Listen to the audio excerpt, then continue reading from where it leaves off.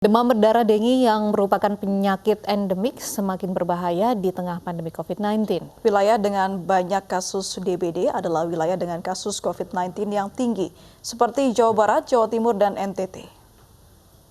Puncak kasus DBD biasa terjadi menjelang pertengahan tahun seperti sekarang ini. Kementerian Kesehatan Republik Indonesia menyatakan bahwa wilayah dengan banyak kasus DBD merupakan wilayah dengan kasus COVID-19 yang tinggi, seperti Jawa Barat, Lampung, NTT, Jawa Timur, Jawa Tengah, Yogyakarta, dan Sulawesi Selatan. Fenomena ini memungkinkan seseorang yang terinfeksi COVID-19 juga beresiko terinfeksi DBD. Pada prinsipnya sama. Pada prinsipnya upaya untuk mencegahnya adalah menghindari infeksi. Dan untuk DBD, gigitan nyamuk. Di tengah pandemi COVID-19, kita juga harus menekan angka kesakitan DBD. Kita harus tetap bergerak, memantau nyamuk baik secara mandiri, bersama-sama, maupun bekerja sama dengan pemerintah. Apalagi di situasi pandemi ini, para petugas kesehatan yang biasanya memantau DBD melalui sistem door-to-door mendistribusikan larvisida kepada penduduk yang juga dikenal sebagai juru pemantau jentik atau jumantik, menyebabkan kinerjanya terhambat selama pandemi. Kewajiban pembersihan lingkungan yang biasanya rutin dilakukan 1 bulan sekali, terhambat karena pembatasan kegiatan masyarakat akibat merebaknya COVID-19.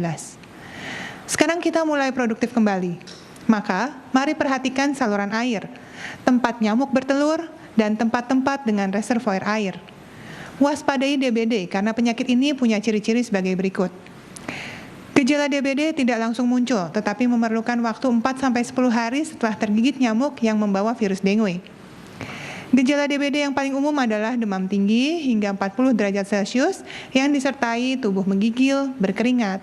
Dan selain itu, gejala lain yang biasanya terjadi adalah sakit kepala, nyeri tulang, ototnya juga sakit, mual, muncul bintik-bintik merah di kulit, hingga perdarahan pada hidung dan gusi. Bintik-bintik merah yang muncul di permukaan kulit merupakan tanda terjadinya perdarahan pada kulit akibat penurunan trombosit.